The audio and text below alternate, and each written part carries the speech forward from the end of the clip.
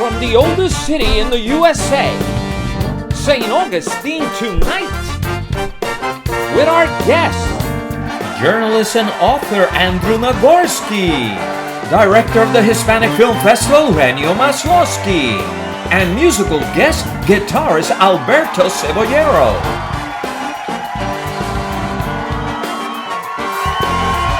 With your host, Jorge Rivera.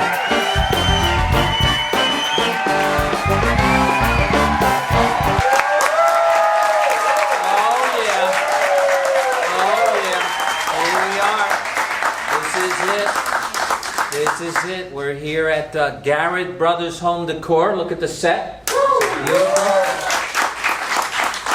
Also, did you see the spread that the bread company, the Bakersville Bread Company brought? I mean, there's, like a friend says, there's generous and there's love. That was love, my friend. That was love. That was absolutely love.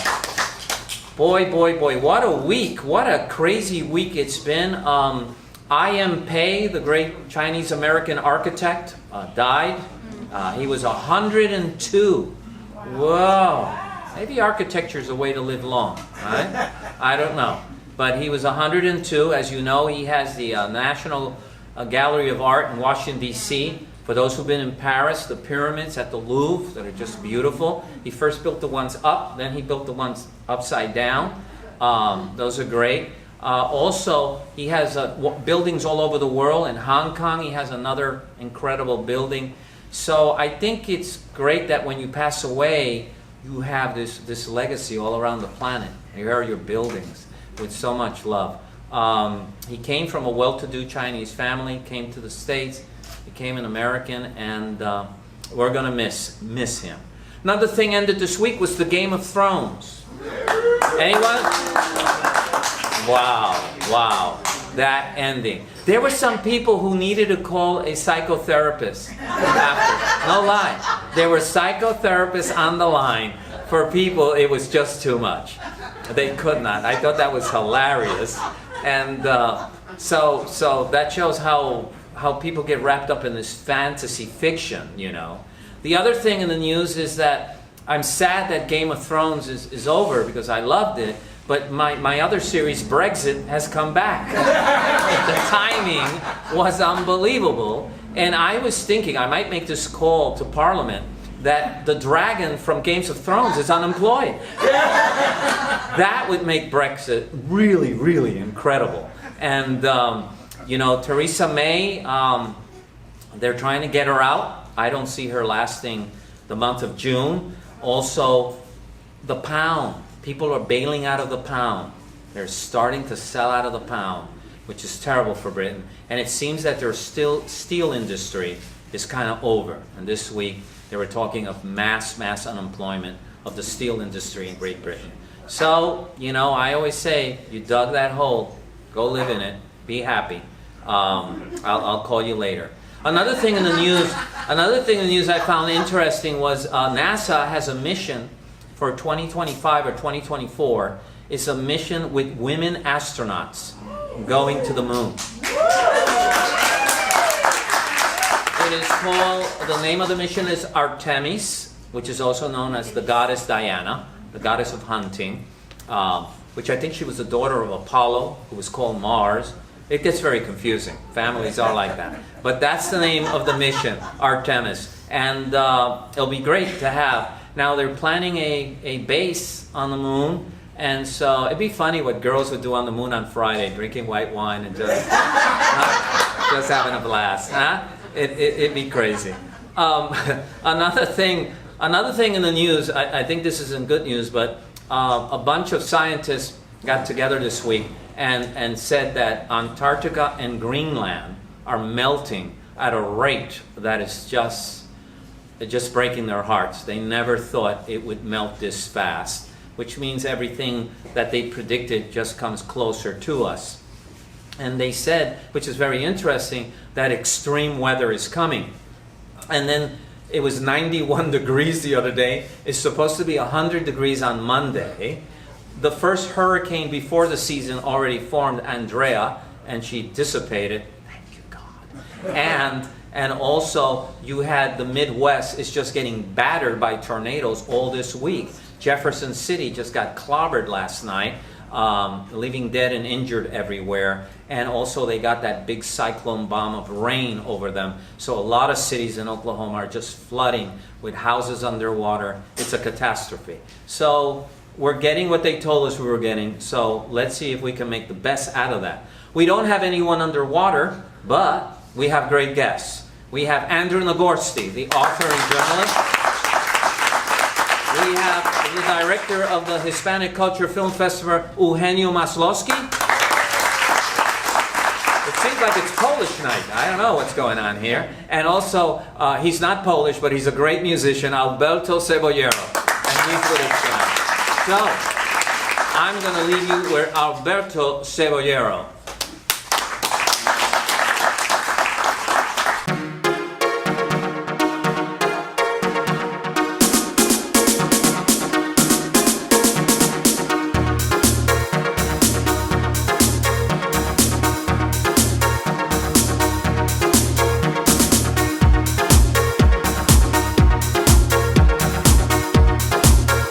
My background is French culinary, so we definitely have a European style to what we do. But I think also we're lucky with what we get around here as far as produce, so we're very spoiled with that kind of thing. Being able to get our vegetables delivered weekly, go out to the farm and pick up our cheese, things like that. So we're very influenced by our environment. Sourcing the way that we do seasonally is definitely something that keeps us creative. It keeps us doing something different every day.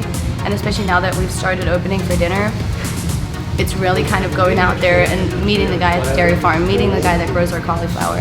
Those are the kind of things that I think make it exceptional.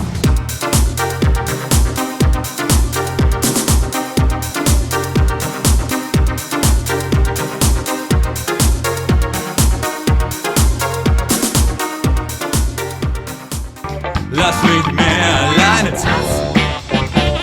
Tanzen. Tanzen. Alleine tanzen.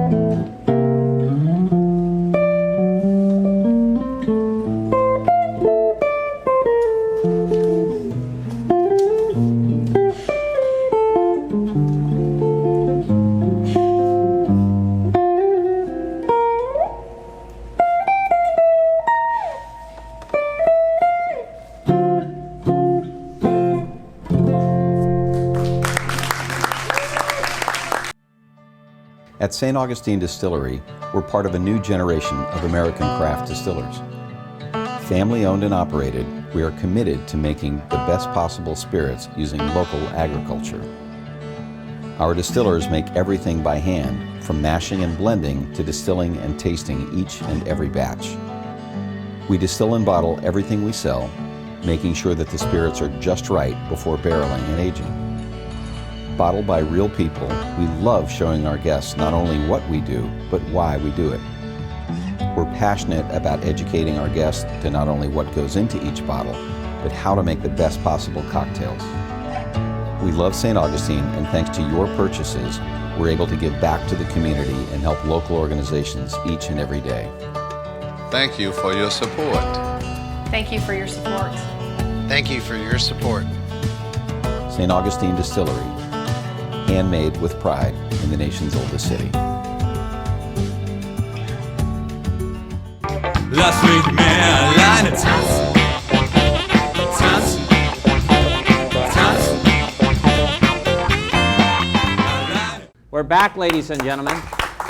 Wow, that was Alberto Cebollero. That boy can play the guitar. It's Benedetto. Thank you so much. Let me set my timer here real quick. There we go. So I'm here with Andrew Nagorski. And you know what? When we did the pre-interview, it was like it was some parts of your life were like a movie. You know, these are my mind. Yeah, I love film and fantasy. So I was in that whole thing. So let's start with, where were you born? Edinburgh, Scotland. Can't you tell by my Scottish accent? And with a name like Nagurski, it's obvious. I know.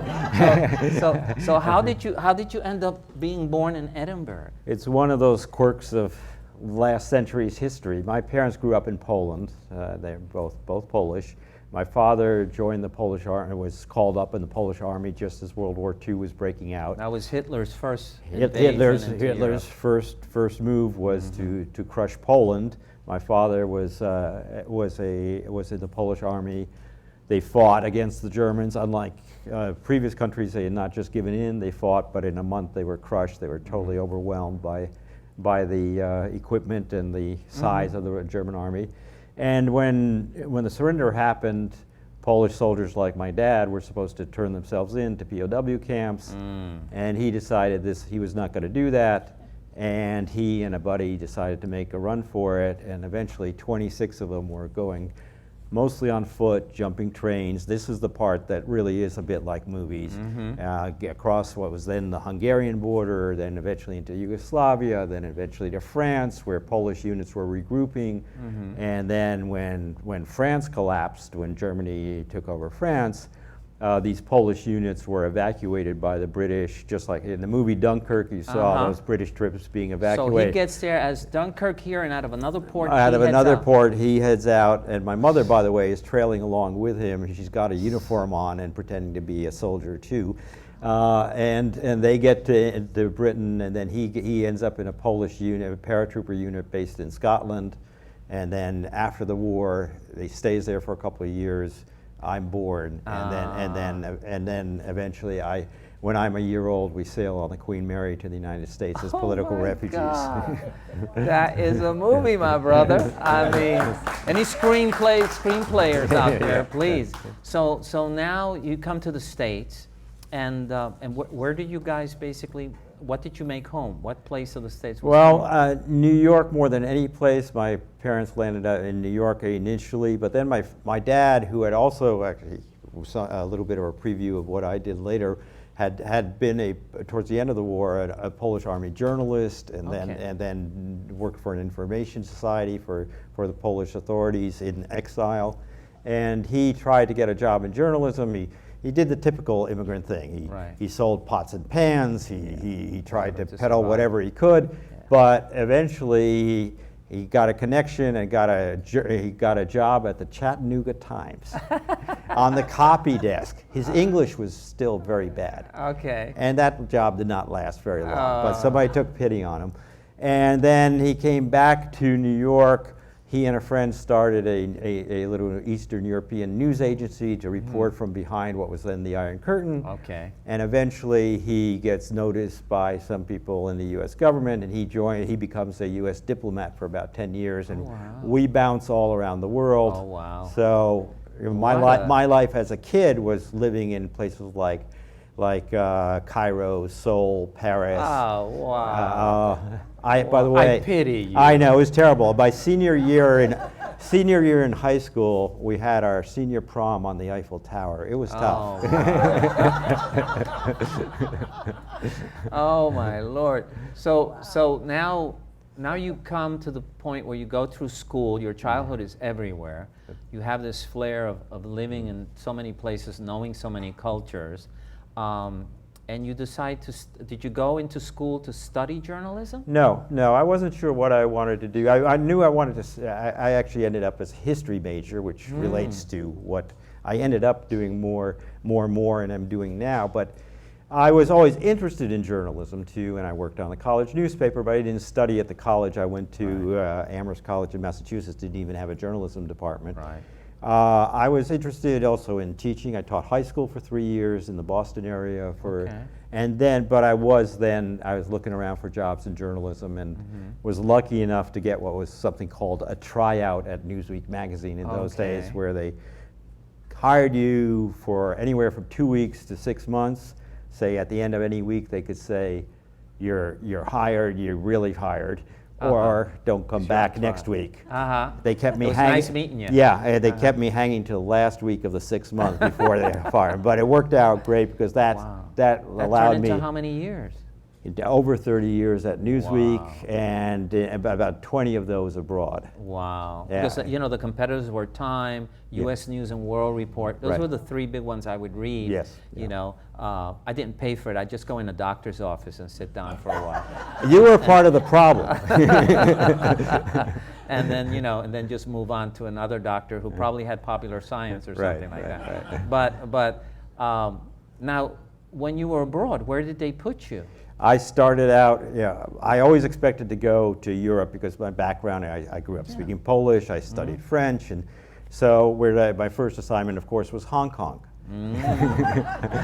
Makes sense. He's Polish, European. Let's send him to China. But it was great. It was the first. I wanted to get out of the Hong home. Kong is a it fabulous was fabulous. It was a wonderful I was time. so impressed. And this was the period when it was still British Hong Kong. So it was this mixture of a British colony, British colonialism, plus a Chinese vibrancy and culture, and you were the listening post for what was called Red China or Communist China, and then when I was there, things just began to open up. So it was terrifically interesting, and I was a roving correspondent, so I went all over Asia. But then when they needed someone for Moscow, they did call me, and I went to Moscow the first time. I went Moscow, managed to get myself kicked out of Moscow after a year. But that's quite easy at that time. Well, it wasn't that often, but it was a pretty tense time. This was 1981, 82, was the beginning of the Reagan administration.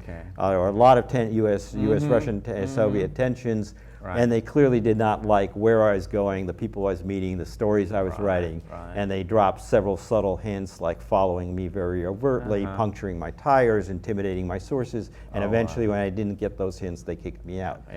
But then, but my exile, which was terrible from Moscow, I was sent to Rome. Oh, what a horrible place! What a horrible place. So we got to live in Rome for about 2.5 years and travel with the Polish Pope, by the way. Wow. Because that was part of my beat, was the Vatican. Now, being Polish to give you extra points for heaven? Well, but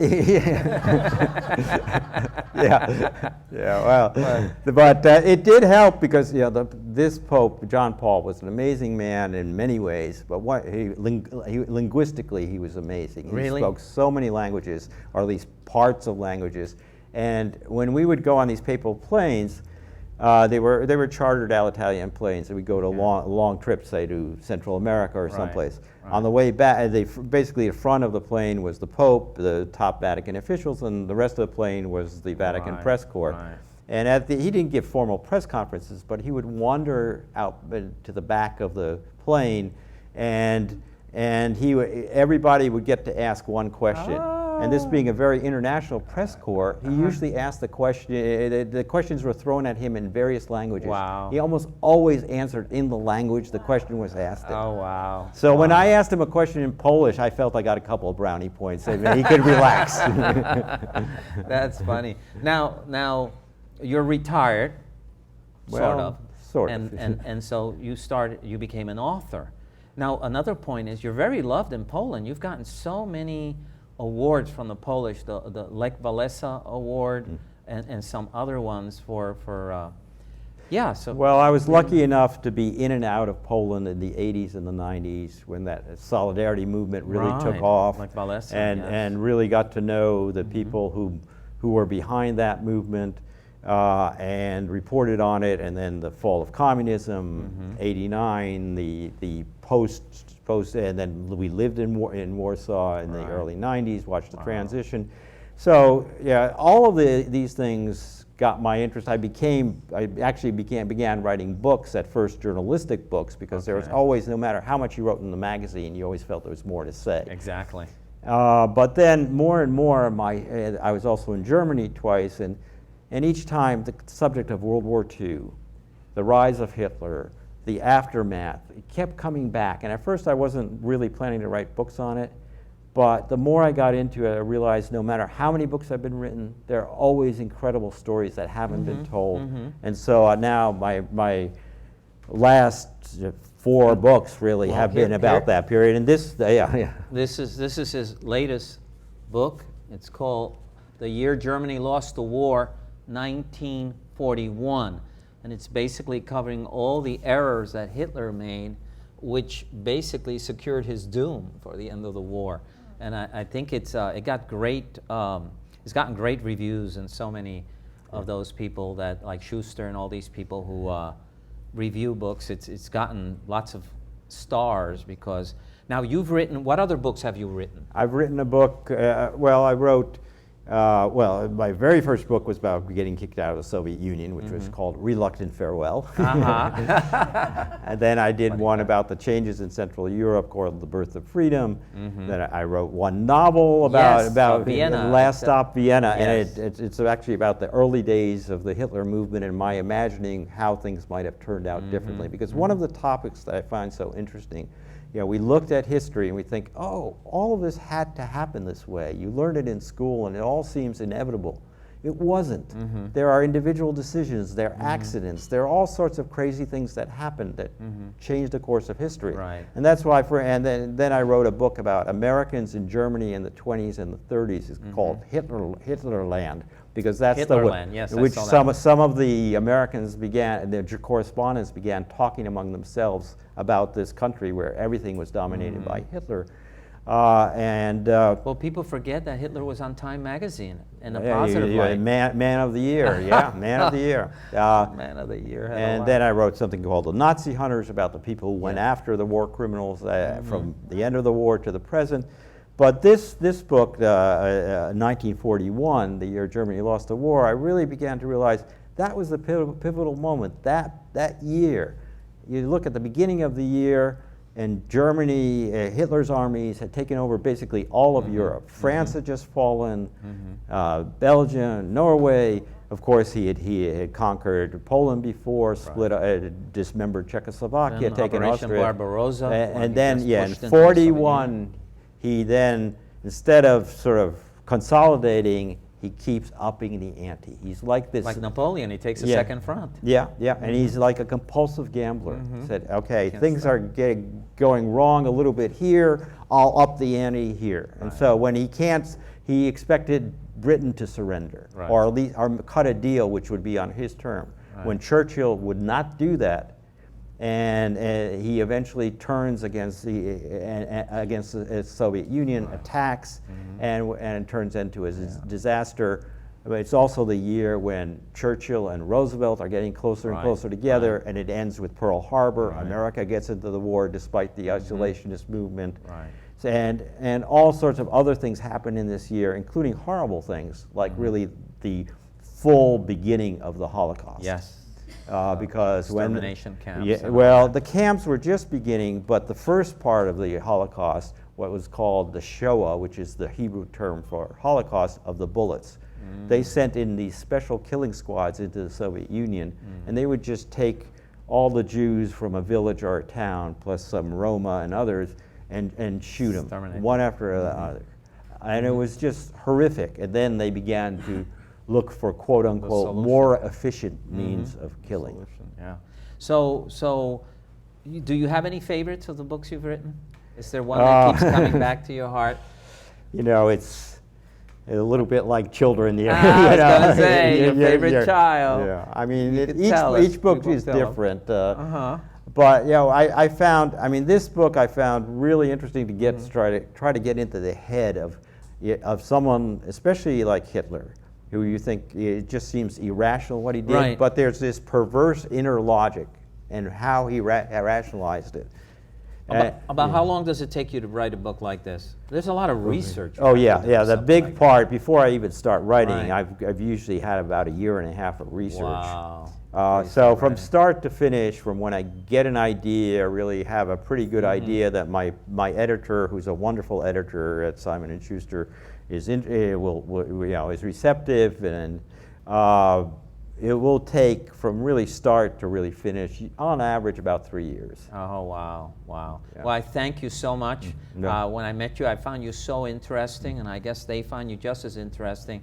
It's people like you who keep history. I still feel we are still fighting the issues of World War II in so many ways. It just hasn't, the war hasn't, Germany was just liberated the other day, you know, in '89. So keep doing the work, my brother. Thank you. Thank you. Thank you. Thank you. Andrew Nagorski.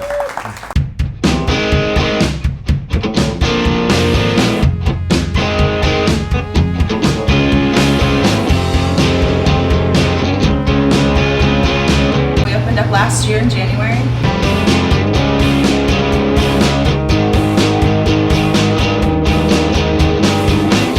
Everything from the German farmer bread, the Schwarzwälder Flosserbrot.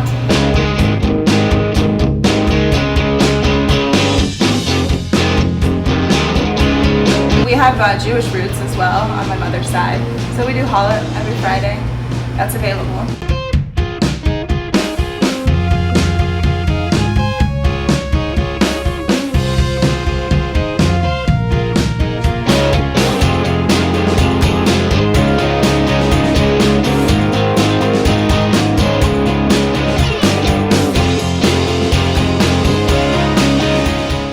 Lass mich mehr alleine tanzen. Tanzen. Tanzen. We're back, ladies and gentlemen. So it's Polish night. We had Mr. Andrew Nagorski. Now we have Eugenio Maslowski. And Eugenio is the general director of a great project that's coming to St. Augustine. Is the Hispanic Culture Film Festival, which is planned for October 3, 4, 5, and 6.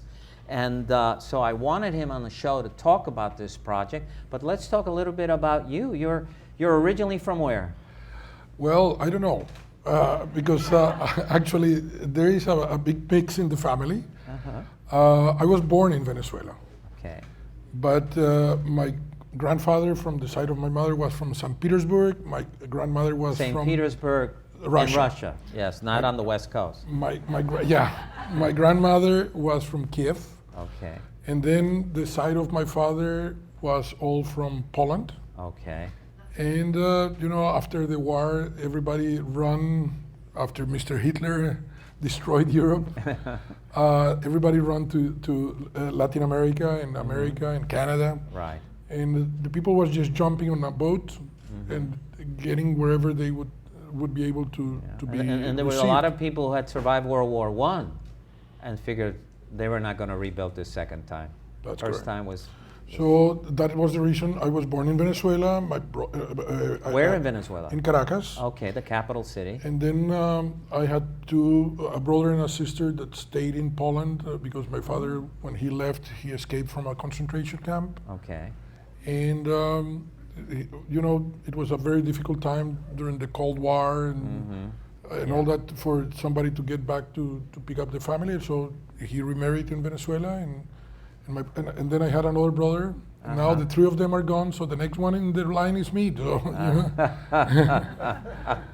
Now we'll keep you around for a while.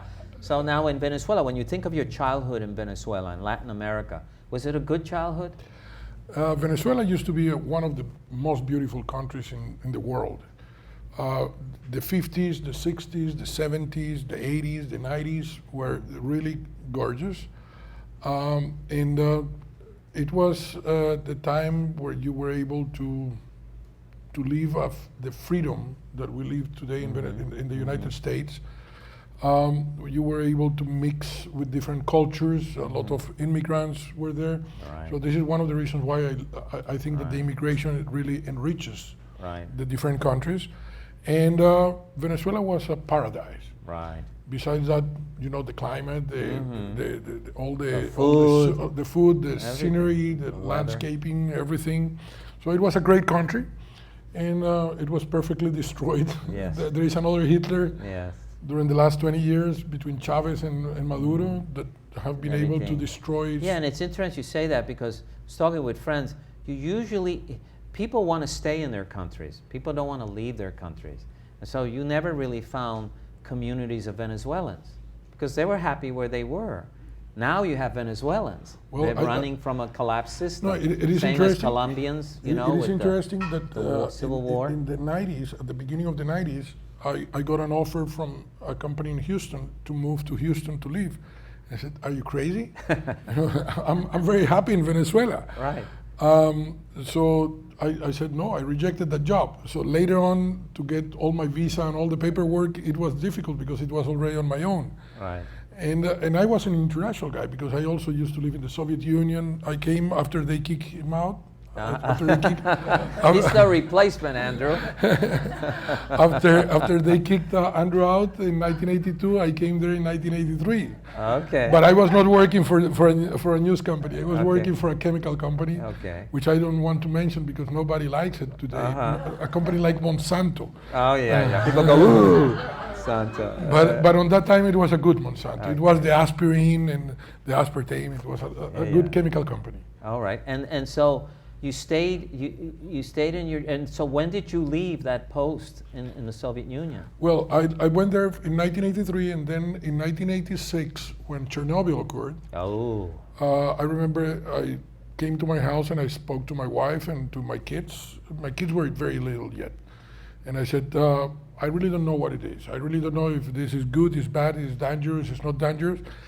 And everything, all the news that we had was that it was very dangerous. Right. So I decided, no, it's time to leave. So we went back to Venezuela. All right. And I got a very interesting job there with another chemical company, but local company. And I started to do some very interesting projects, like they asked me to export some of the products that were manufactured. Right. So in certain point, I was exchanging concentrate of passion fruit for concentrate of apple to create juice. With what country were you doing this? That was with Switzerland. With Switzerland? So they got passion fruit and you got apple. And I got apples, so it was a very interesting work. Then Not oranges for apples, but passion fruit for apples. That's a good deal now. Then the other interesting thing was that I went once to Cuba to sell some paint, and I started to drive around with the people that was taking us different places, and they said, I said, why all this here is so destroyed? I knew why, but it was like a dumb question. And they said, well, because the salty atmosphere here is terrible. It destroys everything. I said, but the salty atmosphere here is not worse than in Miami or Curacao or in La Guaira. They said, the Comandante Castro said that it is because of the salty atmosphere. So I said, okay, then let me do one thing. Let me talk to the Comandante Castro to see if I can paint this city. So, because we were selling paints for walls. And they finally got me the appointment with Fidel Castro. And it was fun because I came to talk to him, and he was trying to be very absorbent. He wanted to show that he was the powerful guy. And one of the things that I learned in the Soviet Union was that you have to be always screaming high to be show that you have also power. And I said to him, no, I'm not your friend. I'm trying to do business. And he said, okay, let me do one thing. I will give you a building in the front area of the ocean. And if in 1 year the building looks exactly the same way as you painted, I will buy from you the 2 miles of paint. He said, okay, it's a done deal. When they gave me the building, that building, if you really will blow it, just Did you do it a fall. favor? I said, wow. He really made a trick. I said, okay, no problem. So I called my guys and I said, hey, let's do one thing. Let's put a steel wall behind the front wall. If the rest of the building falls, it's not my problem. But the front wall has to be there. And I want that front wall to be there for a year. So they sent all the technicians, they made the steel wall holding that wall, they remade the wall, they painted, and 1 year later we came back to Havana, and we went with Fidel again to see the wall. And he said, wow, it looks great. I said, now you have to place the order. And he gave me the order, All right. but it was paid by the Venezuelan government. Oh, okay. All right. That's a funny story. That's a funny story. You know, you can write a book maybe called Fidel and Painting, something like that. I don't know. You know, Eugenio. Painting Fidel. Painting Fidel. Oh yeah, Painting Fidel. That'd be a movie. That'd be a movie. Eugenio shows Fidel how to paint a wall, something like that. But that's great. So now, when did you come to the States? What Well, year? in Make it 1998, I went to a meeting in the TV station in Venezuela called Venevisión, and there was a friend of mine, and he was the one in charge to present Hugo Chavez and all the other candidates that on that democracy time were allowed to be in the TV. Like a debate or something. Yeah, and at that moment I was sitting with my friend, like I'm sitting with you here, and then suddenly I heard some military boots knocking, okay? And a guy starting to sing a song from the plains of Venezuela. And I said to my friend, who is there? You know? And he said, it's Chavez, he's the candidate. I said, okay. So Chavez came and sit down, and we were the three of us, and they started to joke because they knew each other very well. Right. And I said, well, Mr. Candidate, now that we're among friends, can I ask you a question? He said, oh yeah, because he was very nice. Yeah, yeah. And I said, well, I really don't like you. I would do whatever possible for you not to win the election, but all the numbers show that you will be the next president of Venezuela. So my question is very simple. My grandparents left Russia in 1917. My parents left Europe in 1945. Should I leave Venezuela in 1999? And he said, no, chico. The revolutionary process of Venezuela will be different. Thank you, you just answered my question. I have to run. And so you left. So I left, and now I was thinking, wow, that people that offered me the job in 1995 to work in the States. But well, I went to the States in January 1999. I went to Houston, Texas, because I knew some people there from the oil industry that worked in Venezuela. You still got my application? Yeah, basically. But then they offered me a job to go every Monday to McAllen, rent a car, and drive a car through all Mexico to try to pick up equipment for the oil industry that was obsolete, bring it to the States, remanufacture, and then ship it back to Mexico. Okay. So it was very fun because I spent like 2 years traveling through all Mexico, through Playa del Carmen and Cihuatanejo. So it was fun because I was enjoying the trips, and at the same time I was already living in the States. So I went to my attorney and I said, what should I do in order to get to be legal American, to be a good immigrant? And she said, well, the first thing I will recommend you is to get your Polish citizen. Yeah, because because my father was Polish. You can, yes. So I went running to the Polish consulate in Venezuela, and I said I would like to be Polish. And they don't get that request every day, but why not? No, well, yeah. It was 1999, and they look at me like saying, is this a joke? Is this an indiscreet camera or something? I said, no, really, I want to be Polish. Yeah? So You got all the papers they and got my everything? papers, and in 2 months I was Polish. Wow. And everybody in my family was laughing about, why do you need a Polish passport? You know? Yeah, now, Then now it's in not 2004, when Poland became part of the European Union, all my kids, all my family, my brother, everybody decided to be Polish. So then, with the Polish passport, it was a lot easier to get my L1 visa, and then I got my L1 visa, and then my former wife told me that she wanted to move to Miami. I said, Miami? But I don't have a job there. But Miami is 3 hours from Caracas and 10 minutes from the United States. So let's move there. And I said, okay, let's move there. So we went there, and I started to look for a product that I can manufacture or something. So I created a company called Optimizer. And one of the first things that happened to me is that after I started, it was some equipment that I installed in the automotive industry, in the cars, and General Motors didn't like it. So a few days later, I got a phone call from the attorney and said, the name Optimizer has been used by General Motors, and you are infringing the patent law. And I said, no, I registered, I have here all the documents. Well, they sue you, and you have to prove now that it was yours before theirs. So I said, well, how much it will cost me to fight them?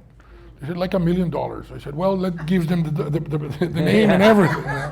You can have it. So I gave the name of that, and beside that, then they said, now you have to pay for using the name illegally for 2 years. Wow. So, but anyhow, that You ended up. that But ended we're up- running out of time, and I want to bring into this here. You're involved with the Hispanic Film Festival in St. Augustine from October 3 to the 6th. Tell us in a nutshell, what is this about? Well, the first thing that we found was that there is no other Hispanic film festival in the United States at all. There are Latin American. There are Latin film festival. There are international film festival, but there was no Hispanic. And the interesting thing of the Hispanic culture is that, especially St. Augustine is a proof of that. We have 21 countries that have different cultures that not necessarily tacos and enchiladas, okay, and do not celebrate the Cinco de Mayo. Right. Okay, there are 21 rich cultural countries. Yeah, because most people who say you're Hispanic, they say, okay, you're a gardener and you eat tacos and refried beans. And Right. of course, So that's not. that was one of the things that we thought that we have a lot of, actually 60 million people today in the United States are Hispanics. And if we can bring that festival to a place like St. Augustine, it is great, because Sundance and Telluride, which are my goals, are film festivals that started very little, Right. but they became very important. This year, 125,000 people attended Sundance. And I would like to ask a lot of people here, how many of you have heard the name Park City Right. in Utah? Probably very few. Right. They think of But- skiing maybe. But St. Augustine is a place that calls the attention to a lot of Very people. special.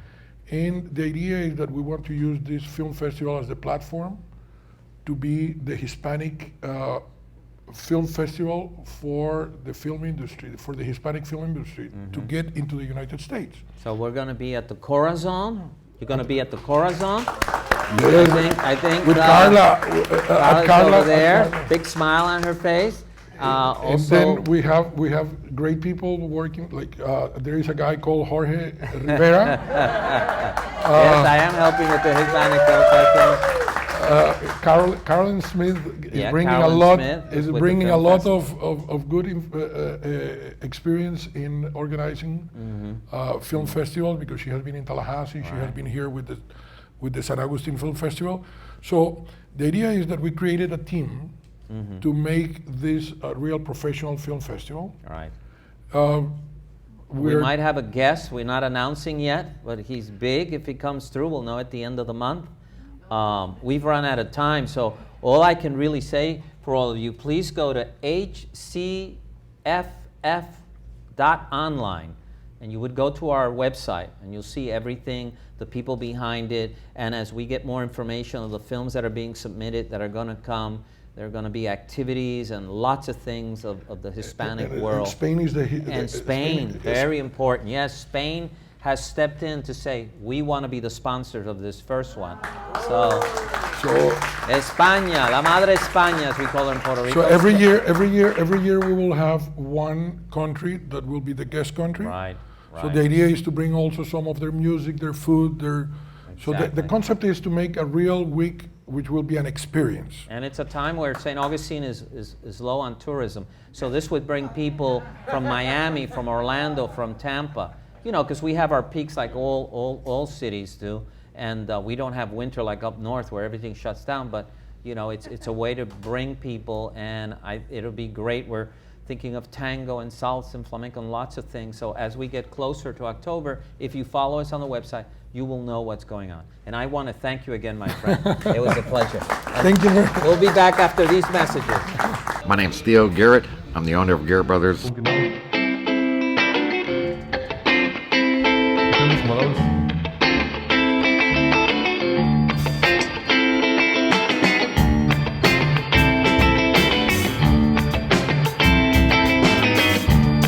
My rule of thumb is I don't take anything in this store that I wouldn't have in my own home. We look for unique pieces, things you can't find anywhere around St. Augustine, and we pride ourselves on that.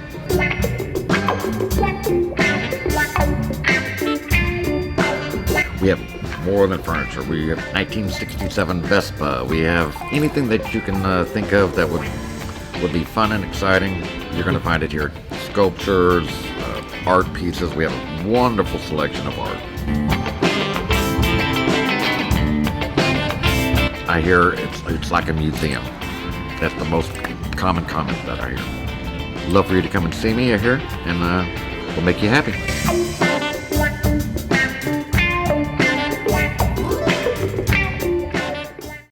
Lass mich mehr alleine tanzen. Tanzen. Tanzen. Alleine tanzen. Okay. We're back, ladies and gentlemen. We're back with Alberto Cebollero. And I wanted to say something. Everyone's been loving this bow tie. This was made by an ex-girlfriend. Her name is Cheryl Lutke, and she's sitting in the audience. Let's give her a hand. She made lots of these for me. That's when she loved me. And so I wear them, and I always get compliments when I wear her bow ties. They're very nice. Is that Iron Man? I see. This is Iron Man, the Avenger, and everything. Okay, nice.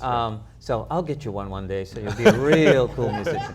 So I have here Alberto Cebollero. For those who don't know him, he's the lead guitarist of the band Ramona. Ramona's in the audience too.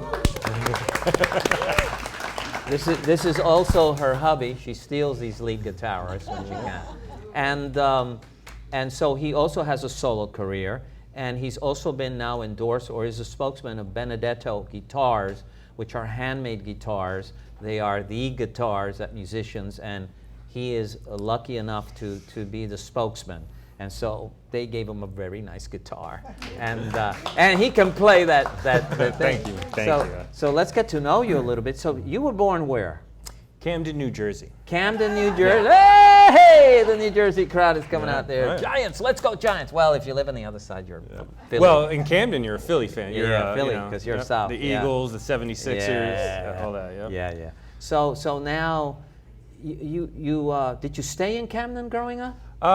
As a boy, but when I was 12 years old, I moved to St. Augustine. St. Augustine. Yeah. Wow. So I kind of spent my here. adolescence here. I went to St. Augustine High School, and then I spent my early 20s here. Wow. And then you didn't go to college. I did not. So I did not. So you I went to New York instead. Oh, that's better than a college education. Yeah. You know. Yeah, absolutely. Kind of the education, the real world education. You know? Well, yeah, real world was a textbook. My father had no education. He was an amazing intellectual. Really? So an old Jewish friend always said, "You going to college?" I said, "No. You don't need it. Save your money. It's all in the library. It's all in the library. And if you find a book you don't understand, There's a book that'll help you understand Understand that that book, book, yeah. and there'll be another book there'll be a hamburger helper and a hamburger helper. And you know, I've all my education's been through reading and curiosity. So Well, that's you know, about the same college way goes with so me far. in music. I didn't go to school for music. It is Oh, wow. something that I largely sought out myself through curiosity, through Wow. investing my own time to kind of get where I am. So now you go to New York. You're in your 20s. Yeah. And what do you do in New York? Well, I had a job. I worked in retail selling musical instruments, Uh-huh. and it was a lot of fun. I had a pretty decent job, but I was working all the time, and New York City is a hustle. You know, Tell it's a me rat about it. race. It is. And so after a while, I guess I yearned for the kind of slow pace of St. Augustine, Peace. or something slower than New York. Yeah. I wasn't sure. When I moved back, I was 30. So how long And- did you stay in New York? Well, I was Probably. there for about 8 years. Wow, Yeah. wow. Now, were So- you playing in St. Augustine before you left in New York, playing guitar? Yeah, I was playing guitar. I was playing out a little bit. I had a band, but it wasn't on the level that I do it now. Right, we weren't right. very professional back Well, then. yeah, It was mostly I mean, playing in You bars. blew and- us away there. Oh, thank you. Thank you. But now, when did the guitar come into your life? How old were you when the I was guitar 12. came? I was 12? 12. Yeah, around the time I moved to Florida was around the time that I got my first guitar. Why the guitar? Why not a tuba? Good question. I actually had a good friend that lived across the street, and his father was a pastor at the Baptist church there. Uh-huh. And in addition to playing piano and singing at church, he played guitar, and I always remember him with an acoustic guitar, especially like after church or like at a youth group function or at his house, and Right. he would just be sitting there strumming this acoustic guitar, and I kind of What would he play on that guitar? Oh, you know, just Gospel songs? yeah, you religious know, songs? Jesus love. Father Abraham had many sons. Many sons had Father Abraham. Okay. Stuff like that. You know, real simple tunes, 3-4 chords probably. And you were. But I was hooked. entranced. I was fixated at that point, and I guess that's kind of why I went that way instead of toward anything else. You know. So when you go to New York, do you? Although the continue? tuba was maybe my second option, but. But now you go to New York. Are you still playing in New York? No, well, I kind of let my guitar playing lapse a little bit when I was in New York. I did continue with music. I studied flute privately. Oh, wow. And I studied piano a little bit as well. But the guitar playing kind of lapsed. Right. And I didn't, foresee that I would end up coming back to it as my career. Right. Which now, I moved back from New York about 5 years ago. And it's been my full-time job for the past, really since I moved. And so what was your first gig here? You Well, remember? My first job here when I got back was working at a restaurant that Ramona owned. And it's how we met, in fact. And, she was singing part-time. And I was like, I play guitar. And her guitarist, who's Chelsea Sadler, I believe you've had her on the show. Yeah, she was on my first season. Amazing musician. Yeah, amazing guitar player. But she was moving to New Orleans. And I was like, well, I could do this. I didn't even own a guitar at the time. When I moved back from New York, I didn't have a guitar. Wow. I didn't even have one. So that was my So first step. what was the brand of the guitar? You remember? It was a Breedlove, and I spent $200 for it, and I got it the day of my first gig down here with Ramona. The shop was closed. It was a Saturday. The shop was closed. Ramona had to call them to come down and open the shop and sell me this guitar so I could take the gig. Oh my Lord! So obviously, I've come up a step or two since then for the $200 guitar. And but- so now you start playing, and you fall in love with it again. well, I fell in love with Janetta, Ramona. with Ramona. So. Boy, you getting points, boy. Oh, thank you. I But, tell you. But yeah, I fell in love with music. I mean, I'd always been in love with music, Well, but yeah. I fell back in love with the guitar specifically and with playing Well, the you guitar. had told me that in New York you worked in a music shop too. Well, I worked in a woodwind shop and I sold really high-end French saxophones. Oh, wow. Sommer I love the vintage sax. saxophones. And I got to meet so many good players, so many real good I players. bet. Well, out New there York is in New York, you know. Oh man, and got to go to so many shows, both classical and jazz. Yeah, I loved remember it. once I was in I had a girlfriend I used to date. She was from Australia, and she worked in a little toy. Tom Brokaw's wife owned the store, and she tells me, "Come in." And I'm like looking through the window, and she's like, and I come in, and then she goes, and I go and I look in the first aisle, I see no one. And then when I stick my hand and say, there's Mick Jagger with Jerry Hall and their little baby in a stroller and the thing. And that's what makes New York so special. That people leave them alone. You know, just leave them alone. So I saw my share of celebrities, probably Yeah. the top musician that I would say, in my estimation. I saw a couple, but Prince. Saw him at Sam Ash shopping for guitars with bodyguards. Well, yes. You know, he's a little shorter than I expected. Yeah, in person, yeah, but yeah. Man, wow, what a great musician. Wow, that's what New York is very magical in that Yeah. sense. If you know, if you're into something, everyone ends up there at some point, Yeah, oh, yeah. visiting or playing or shopping. So now you come back here, you're playing. Now you're playing all sorts of songs. Well, with my band Ramona, Yes. what I do is, you know, anywhere from rock to funk, R&B to hip hop. Right. So I'm playing, kind of a broad array of music. But we work with some of the greatest musicians in our band. They're all jazz-educated musicians. I've heard Ramona's Thank band. you. And So it's, you know, whatever serious. we're coming from a very broad and diverse background of musical taste. So it is kind of just what it is. It's our own life experience all rolled into one. So Now you were endorsed by Benedetto Guitars, which is a small guitar manufacturer based out of Savannah, Georgia. Wow. Actually, so they're just next door. And they make them by hand. Yeah, This they is make like- about 100 guitars a year, and I'm Wow. lucky enough to be playing one of their models called the Bravo, It's which is beautiful. a hollow body archtop guitar. It is beautiful. It's, Yes. it's gorgeous Well, to the look sound, at. you It's so guys much heard fun the to play. sound. It's an Unbelievable. absolute joy to play. It's an absolute incredible joy. Now, when you do the solo, because you have the solo career now, Ramona, he's not gonna leave. That is, yeah. He has a solo career now. You're playing jazz. Why jazz? Well, I love jazz. Jazz has been always. Well, I mean, it is. What is it about jazz? First of all, that- it's one of the preeminent American art forms. yes, And very so it is- underappreciated. by the way. Absolutely. And, you know, I also find that, you know, as an American musician, as you get to a certain level with your playing and with sort of your communication with other high-level musicians, you start to collectively organize around a certain language. Right. And, you know, that takes a little bit of, you know, a jazz character. It has to, because there's a certain level of complexity in the music. Right. But I love jazz, too. I Wow. love, I mean, it's when, just, when you look at jazz musicians that you've loved their work or admired them, anyone comes up to the top of your head? oh, absolutely. John Coltrane. Oh wow, yeah. He's a classic. As well as his kind of the yang to his yin, Sonny Rollins. Oh, Sonny, You know, yes. the other huge Yes. tenor Yes. sax player. Yes. But so many, I mean, guitar players from Charlie Christian on. I mean, I love, you know, so many different, well, I mean, as far as Benedetto players, one of their great players is, of course, Pat Martino. Oh, Martino, yes. Oh, man, he is such an incredible, he's a Philly guy. So he's right across the so river you from guys Camden. Have, Yeah, you guys have something in common. but- So if I threw you on an island and I said, you can only have one LP, that's it. You're on an island, one LP. Sorry. What would that be? Miles Davis, Bitches Brew.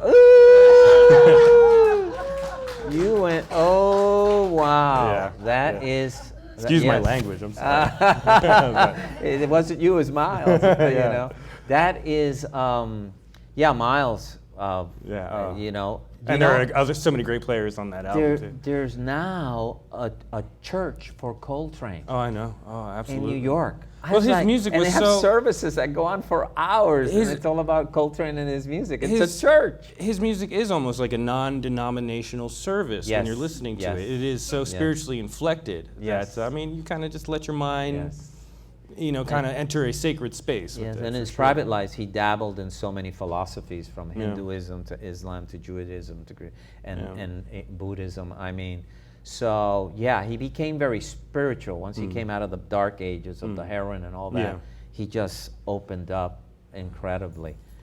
So, man, I'm so glad you came to the show. I'm glad and, you had me. And you're going to be doing something about Amy Winehouse. Well, with the I Ramona have Band. an 11-piece Amy Winehouse celebration show that is going on tour 11 from piece. here to New Orleans and back. Oh, and we my have a show Lord. on May 31st. It is the Friday after next at Ponte Vedra Concert Halls. Wow. At their tickets are at pvconcerthall.com. And tickets are about how much? $28.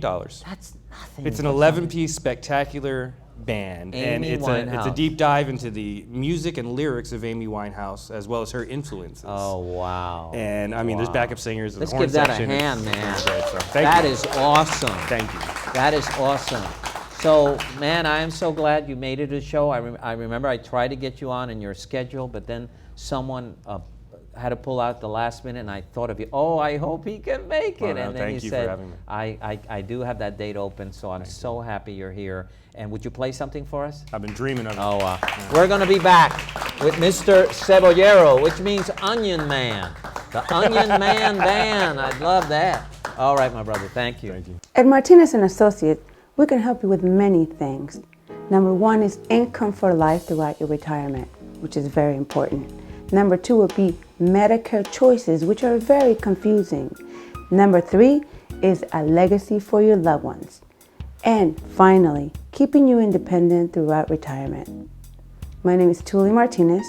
Call this number. Y hablamos español.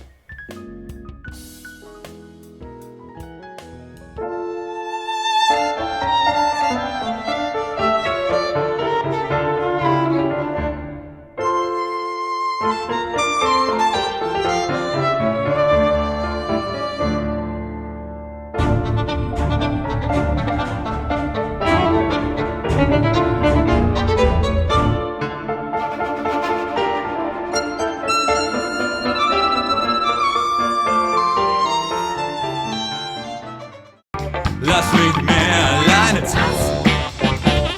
Tanzen. Tanzen. Alleine tanzen.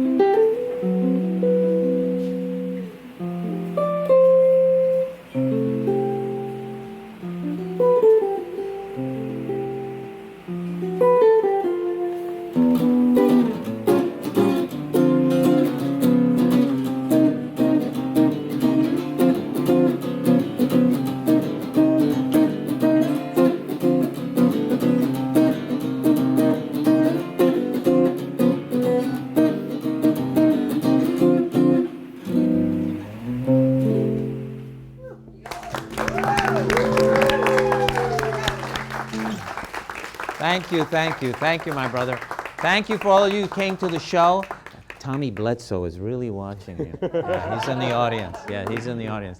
So I want to thank Andrew Nagorski. Great book. Keep history alive, my brother. Eugenio Maslowski and his project of the Hispanic Film Festival. See, the poles stick together. You see how they are?